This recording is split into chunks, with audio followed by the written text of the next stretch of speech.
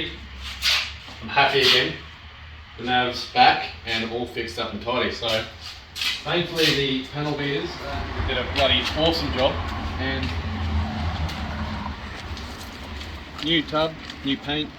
They fitted the aftermarket tail lights for me and got that sorted, and reused my old tailgate so I can keep the badges. So geez, bloody looking brilliant outside and inside, as you'll see.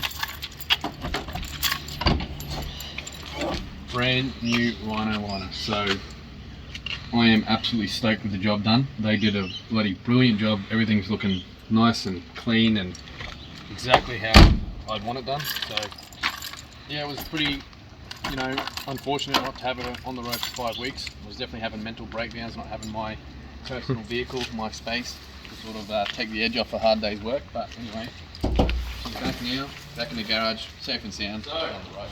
We left you with a few electrical gremlins in the last video. We had thankfully a full charge of 14.5 volts from the alternator. I was testing from the main power feed cable to the, I still forgot what this is bloody called, to an earth, a good known earth. And but we only got 12, I think it was 12.7 voltage charge at the actual battery. So we've got a voltage drop somewhere. And hopefully once I replace these fuses, we'll see how she charges again, do a little bit more testing, see if I can find the 14.5 volts charges too, whether it be the power cable that runs along up to here, hopefully up to where it reaches up here, I'll see 14.5 volts. If I don't, I'm guessing that the cable in here that runs along this side has a massive voltage drop. So I'm gonna have to look at pulling that out and seeing what's going on.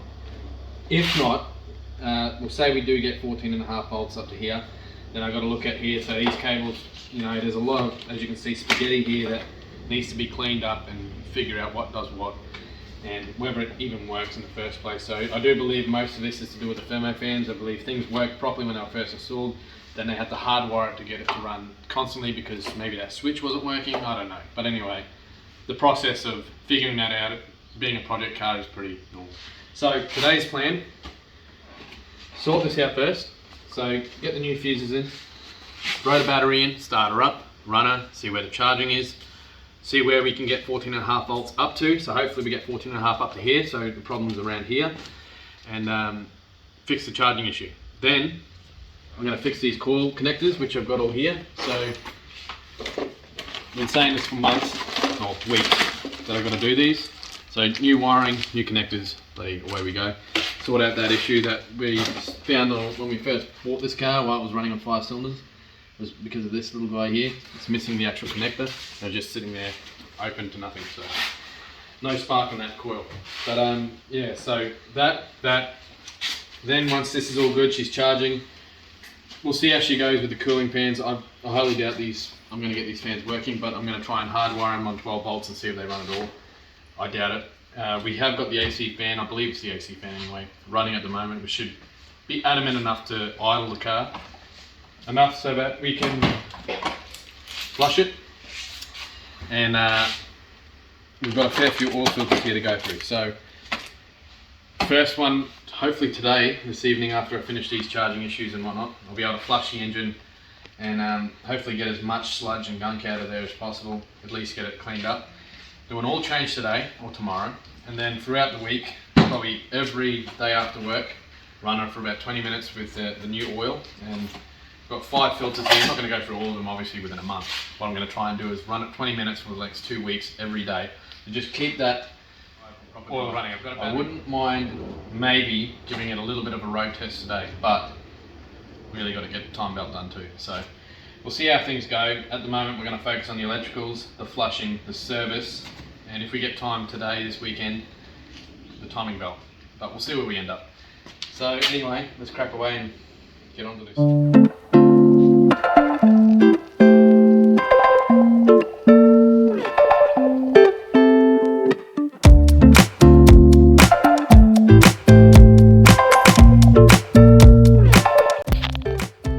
So here I'm replacing the 120 amp alternator fuse, which is blown, and also the 60 amp main fuse just to be safe. So after more investigation, we found that the reason there is low charge at idle at the battery is because of the underdrive pulley upgrade on the Golby's alternator that I purchased for the Soarer. The reason you have an underdrive pulley on the alternator is to avoid damage to the alternator at high RPM on the 1JZ. So an alternator roughly needs between 500 to 700 RPM to start operating, and with the underdrive pulley at idle, it may not actually reach that. So it will read about 12.7 volts at idle. As soon as you pick up the revs, it jumps up to 14. And yeah, so the idea here, just don't let it sit at idle too long with the lights on while the thermo fans are running.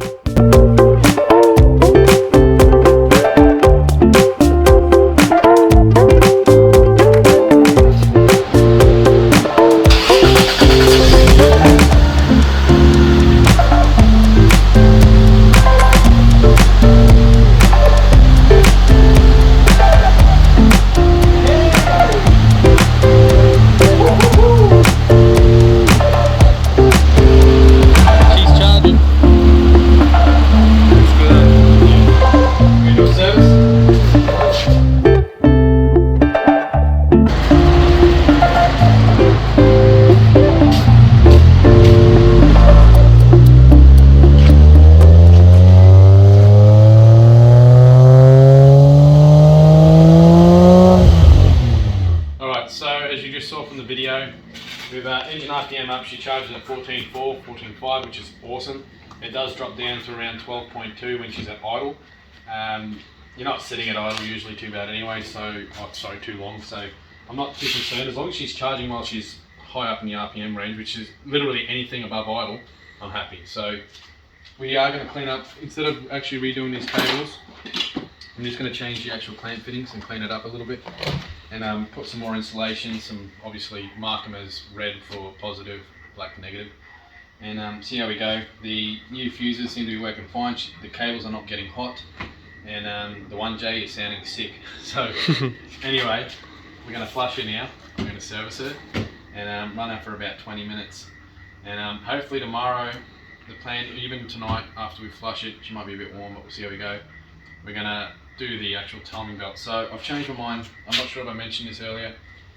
I probably will not be doing the oil pump anymore, because being at 330,000 kilometers, that's high up. And as I said, I want to rebuild the engine, and it's just a waste if I go putting a new oil pump on there now and running all this crappy oil and shit through it. We'll just save the oil pump for when we rebuild it.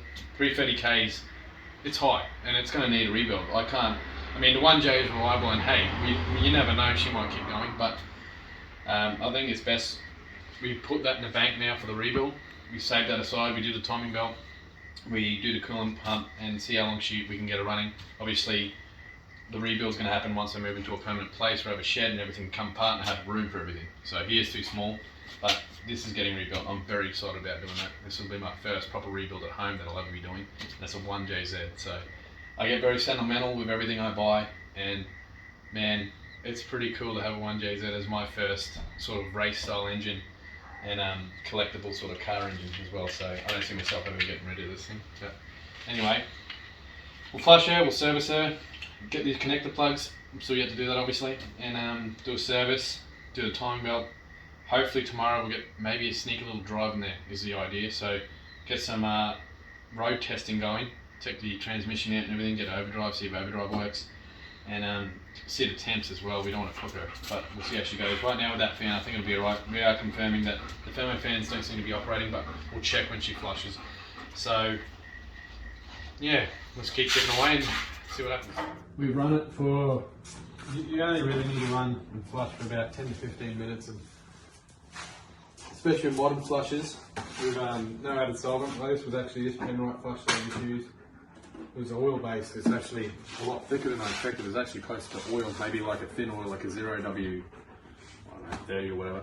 But usually, well, the flush I used to use in my previous job felt more like fuel rather than an actual oil. So this is a non-solvent base, so there is no solvent in this flush, and it only works within 20 minutes. Oh, sorry, 10 minutes. So I'll flush this for 20, just to hopefully get the best out of it, and we'll see how we go. Yours is going to be black. It's going to be, as expected, disgusting, but hopefully the new stuff will clean it up a little bit more. So anyway, let's remove this oil filter, put a genuine one on, put some nice fresh oil in there, and we'll start her up again. See how we go. Nice genuine oil filter. $50 for 5, mate. Can't go wrong. Unless they're not real, but you know. Upgrade. Oh, honey.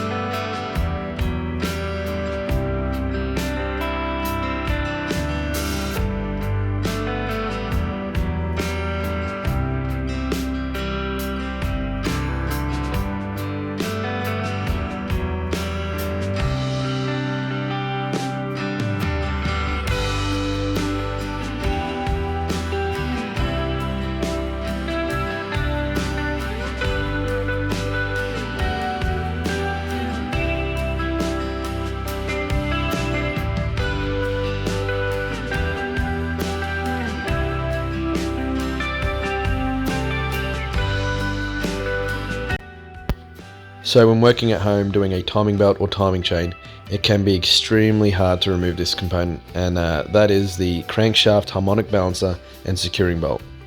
Now on the 1JZ and 2JZ, you may already know that the torque is at a pretty high setting, roughly around 600 foot-pound, which is 900, between about 900 to 1000 newton meters. Now that is a pretty high torque for most engines. I'm not going to say whether that's right or wrong, because I'm not the engineer that designed this motor, and if I had the torque wrench large enough, I would have liked to have torqued it to that spec to avoid anything going wrong and know that I've done the job right. But in saying that, to get this bolt undone, we needed a pretty high torque, and where we could find that was the electric starter motor, as electric motors obviously provide a fair bit of torque. So to get it undone, we pretty much put a breaker bar against a brick on the ground and just tap the starter motor slightly, tap, tap, tap until it actually come loose. So it seemed to have worked perfectly fine, as you'll see, and we were able to get the bolt. Alright, so getting on to the ignition coil leads, or sorry, ignition coil connectors, I should say. I'm going to rewire some brand new ones here, so we have good working order clips, or clips that are really, oh shit. So we're going to get onto the ignition coil connectors now, and pretty much remove these old ones and rewire probably halfway up to here. So we have new clips. As you can see, these are all falling apart inside. There's no locks in place or anything. They're pretty much just done, and obviously this is why this one is missing and why she was misfiring when we bought her. So it needs to be done, and I'll feel a lot safer running them with new plugs. They're not going to fall off the ignition coils. So let's cut this conduit off.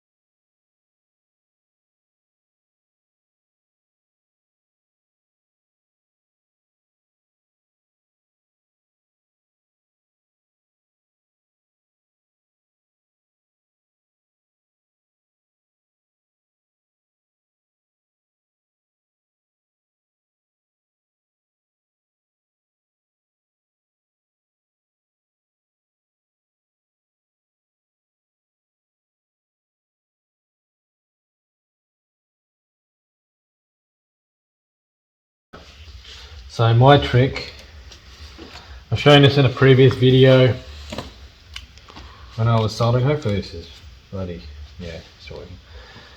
So my trick that I self-taught, sort of, you don't have to do it, everyone's got their own methods to wiring and soldering, my old way, or what most people do in their apprenticeship, it's pretty actually difficult to do it this way. You kind of need an extra hand, but you sort of hold the two wires together and then feed this on.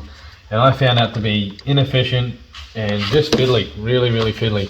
So my method, or the method that I found that works best for me and has been working for me for years now, is I apply solder to all bits that are going to be connected together.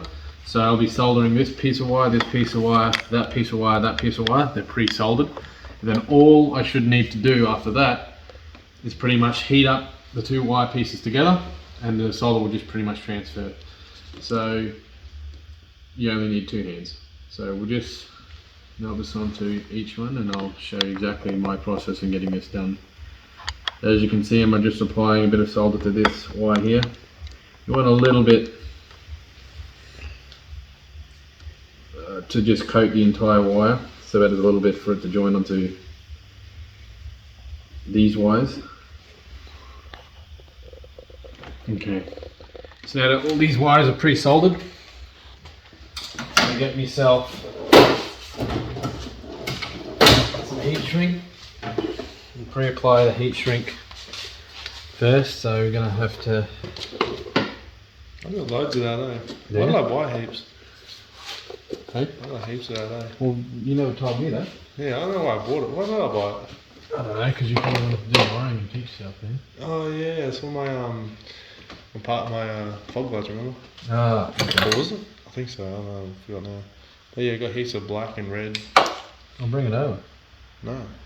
We'll definitely use it. Yeah, it's in my other half of the toolbox, eh? We're going to fit these sleeves on first. Now, because they're already pretty hot, oh well, they've cooled down, but they've already been pre-soldered, they shouldn't get too hot. That you'll find that when you do it the old way, you sit there with a soldering iron for way too long. They heat the wires up too quickly, and by then you've actually shrunken your heat shield, and it's really frustrating. By doing it this way, I believe it's the most efficient way. It means you only have to hold the wires together for a brief amount of time, which you will see, which means you're not heating the wire too much, which means you don't get shrinking ends on your heat shrink, and you have to cut that heat shrink off and shorten it, or vice versa. But anyway, I'll show you how this works. So 10 seconds heat up time apparently with the soldering iron. There you go.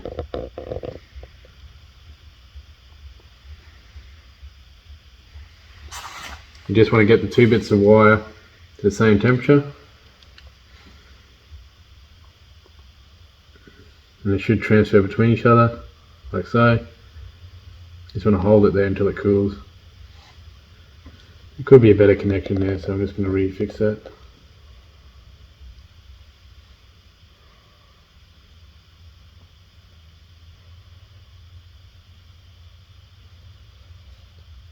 And that's it for that one. Now for the other one.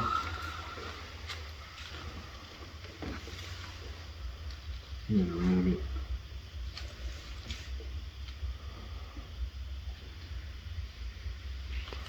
No, this one can do with a bit more solder actually, but we might get away with it. I'll apply it with what's left over from the other one.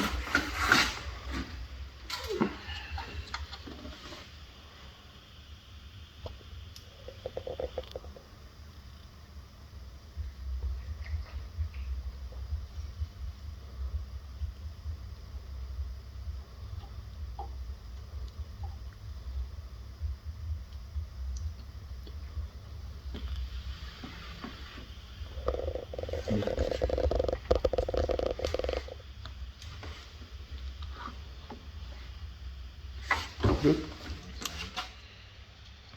Oh, the hinges don't connect as well. Yeah, Well, that's sick. Can you actually see it? Yeah.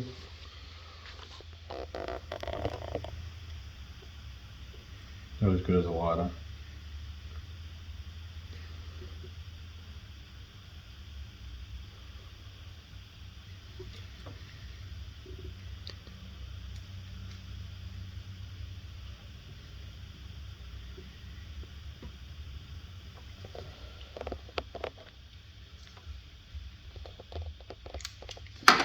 first job. There we go. One done.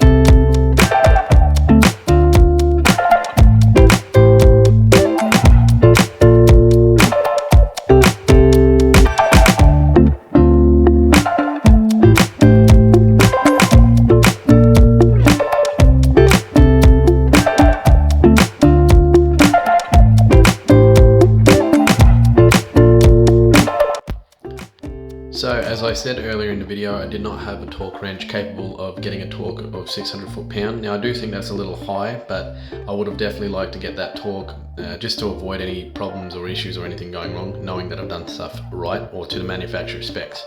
But we didn't have the tools available, so we've just used a 0 offset spanner and a pry bar against the harmonic balancer removal tool with the highest tensile bolts we had available, and we sort of went as tight as we could physically go. Now I'm pretty happy with that. I've been running it for a week at full RPM, high boost, as you will see later in the video, and no issues so far. So let's hopefully that continues, and when the engine gets rebuilt, we'll definitely torque it to the right specs.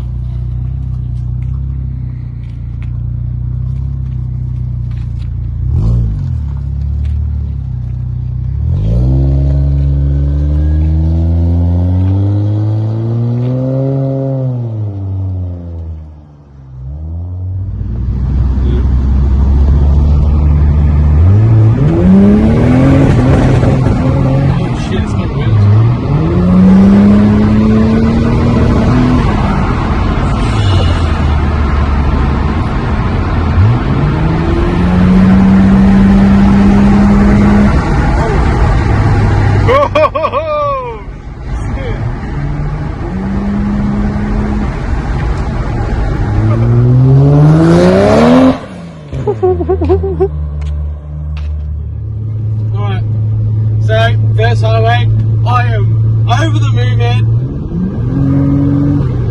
She's way better than I expected so far, but early days. We still have a lot of testing to do, and I didn't put the oil pump on, I just did the timing belt as you would have seen in the video, and so far we've been driving her for about 20 minutes, no overheating issues as far as we're aware. There's still a bit of smoke from the oil on the right side of the engine. We got out a degreaser, so we still need to clean that up, and we have bad fuel, so just trying to burn it out. And I'm thinking I might even be able to drive this to work, so maybe replace some light bulbs and burn this fuel out within a week. But yeah, so far I am super surprised at how she's running, and we'll see how she goes.